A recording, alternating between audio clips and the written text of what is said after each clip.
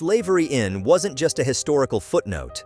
It was a system of calculated cruelty that destroyed millions of lives. While textbooks often sanitize this history, the reality was far more horrific. Statistics and dates can't capture the human suffering of people who were treated as property, tortured, and killed. This examination reveals the systematic brutality inflicted on enslaved Black Americans, showing how the effects of these atrocities still ripple through society today. The destruction of families. Slave owners weaponized family separation as a control tactic. They regularly sold children away from their parents and split up married couples, knowing that breaking these bonds would crush resistance. A mother might wake up one morning to find her children gone forever, sold to a plantation hundreds of miles away. She would never know their fate, never see them grow up, never know if they survived. Many enslaved parents tried desperately to protect their children from being sold. Some attempted to hide them, while others worked extra hours hoping to convince owners of their value as a family unit. But these efforts rarely succeeded. Slave markets treated humans like cattle, with children often sold first because they brought higher prices and had more years of work ahead of them. This wasn't just casual cruelty, it was strategic. Slave owners believed that people stripped of their family connections would be easier to control. They banned social gatherings and restricted communication between enslaved people, trying to prevent them from forming new relationships that might give them strength or hope. Some owners even forced enslaved people to watch as their family members were sold, using their grief as a warning to others. People sold away as children spent decades searching for their parents after emancipation. Newspapers in the late 1800s carried hundreds of ads placed by former slaves looking for lost family members. Most of these searches ended in heartbreak, as families scattered across the country could rarely find each other again. Torture as control. Physical violence was constant and purposeful. Whippings left permanent scars, both physical and psychological.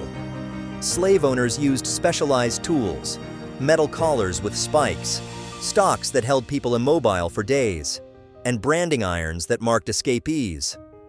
Some owners forced families to watch each other's punishments, using psychological torture to maintain control. Whips were often made with metal pieces or glass embedded in the leather. Overseers would throw salt on open wounds, increasing the agony and leaving worse scars. Some particularly cruel owners used hot iron boxes, forcing people to stand in metal containers left in the sun until they collapsed from heat exhaustion. These weren't just occasional events. Violence was woven into daily life. Any perceived slight could bring brutal punishment. Enslaved people could be beaten for working too slowly, looking at an owner the wrong way, or even for showing signs of intelligence or independence. The goal wasn't just pain, but complete submission through terror. Former slave narratives describe punishment for infractions as minor as dropping a dish or taking too long to respond to a call. One survivor recalled being whipped for teaching himself to read, as literacy was seen as a threat to the system of control. Another described watching his mother being beaten until she couldn't walk, simply because she tried to protect him from punishment. Bodies as property. Slave owners viewed enslaved people purely as assets to exploit. They forced them to work through injuries and illness, caring more about productivity than human life. People worked from sunrise to sunset in brutal conditions, often with inadequate food and water. Pregnant women were expected to keep working in the fields until they gave birth, and many had to return to work the same day. Women faced additional horrors. Many owners sexually assaulted them and then sold their children into slavery. These attacks were common and went unpunished, as the law gave owners complete control over the bodies of enslaved people. Some women were forced to bear multiple children by their owners, with these children then being sold for profit. Living conditions were abysmal. Cramped quarters without basic sanitation led to rampant disease. Many enslaved people slept on dirt floors, with only thin blankets, even in winter. Food was often barely enough to survive on, and medical care was minimal or non-existent. Even in death, enslaved people were denied dignity, buried in unmarked graves, as if their lives had meant nothing. The work itself was deadly. People died from heat exhaustion in the fields, from accidents in dangerous conditions. Owners often worked people to death, calculating that replacing them was cheaper than improving conditions. Some plantations had death rates so high that they needed to buy new people every few years just to maintain their workforce. Medical abuse. Some of the cruelest exploitation happened in the name of medical progress. Dr. J. Marion Sims, still praised by some as a pioneer of gynecology, conducted surgical experiments on enslaved women without anesthesia. He repeatedly operated on women suffering from childbirth injuries, treating them as test subjects rather than patients. Some women endured dozens of surgeries without pain relief, all while being forced to assist in operations on other women. This wasn't isolated. Many doctors used enslaved people for medical experiments without consent or pain relief.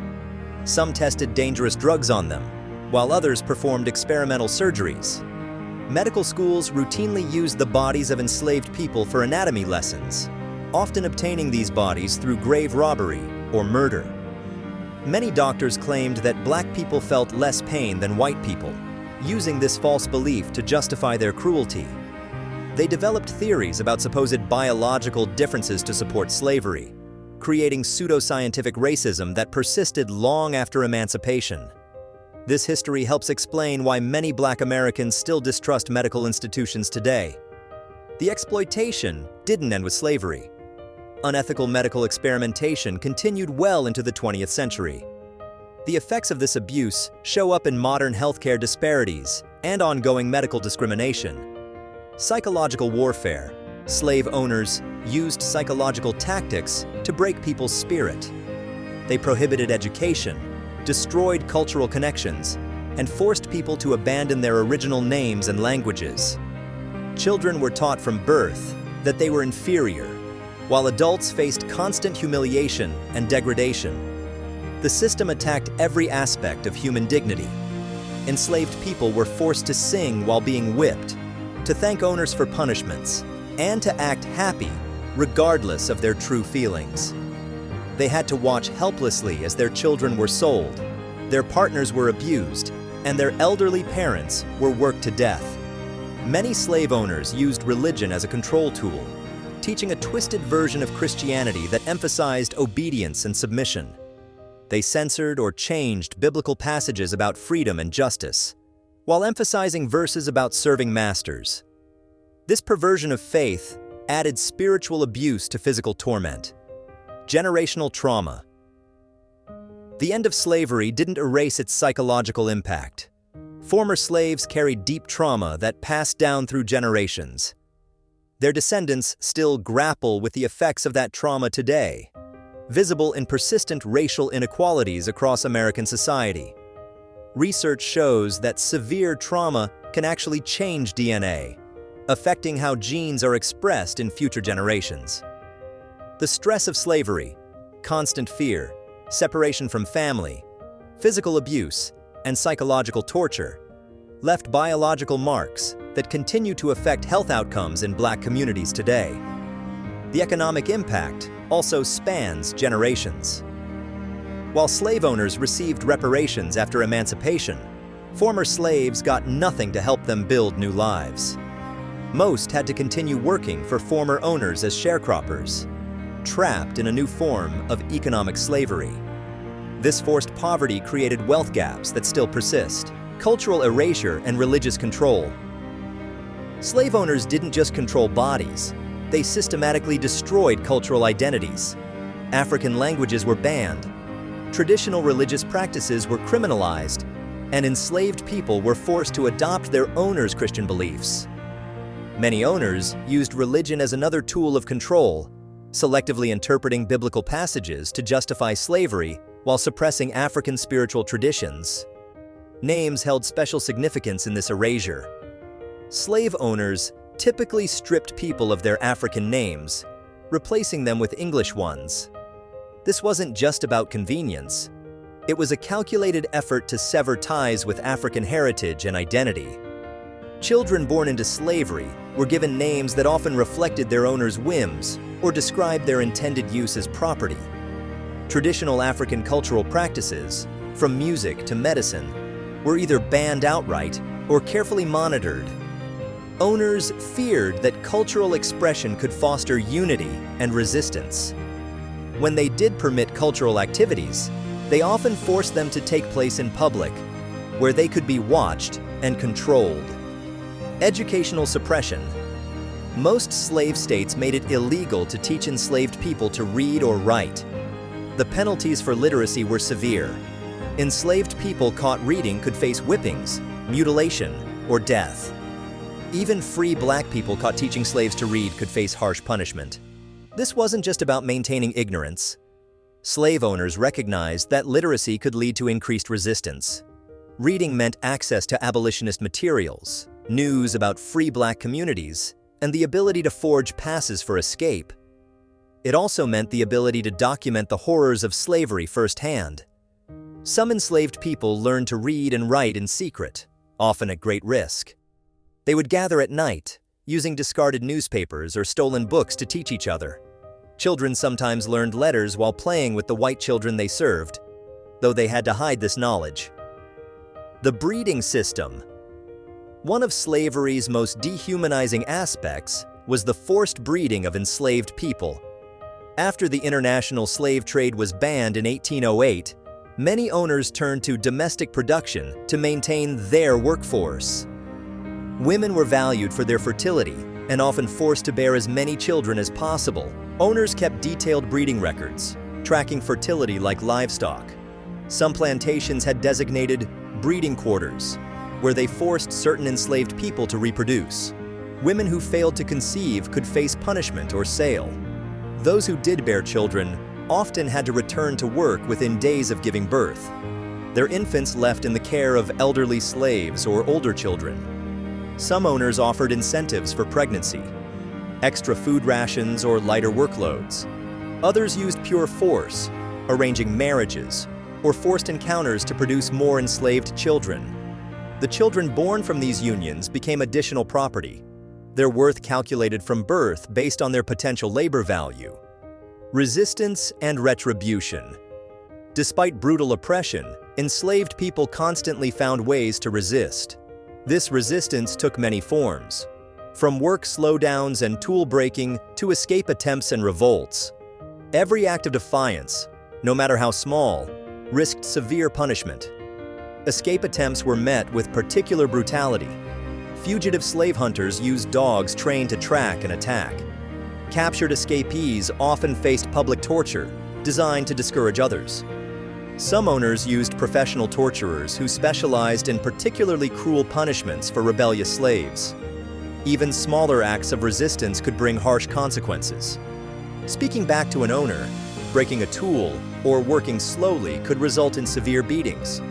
Some owners developed elaborate systems of punishment, with specific consequences for each type of resistance. Psychological control tactics. Beyond physical violence, owners employed sophisticated psychological tactics to maintain control.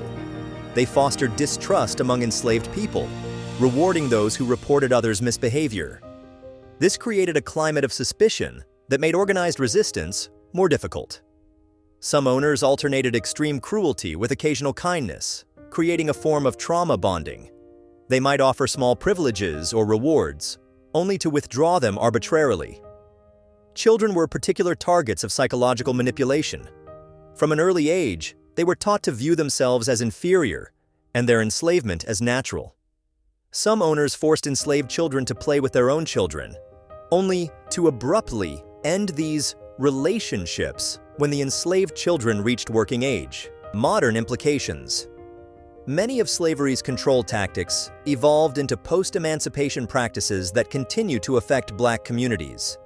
The criminalization of Black culture, educational inequality, family separation through mass incarceration, and medical discrimination all have roots in slavery's brutal legacy. Understanding this history is crucial for addressing current racial inequities. The psychological trauma of slavery didn't end with emancipation. It transformed. The effects appear in contemporary statistics.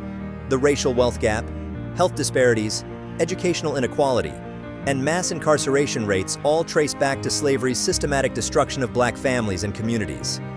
These aren't just historical footnotes, they're active forces shaping American society.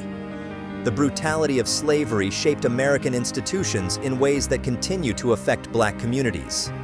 Only by confronting this reality can we work toward genuine healing and change.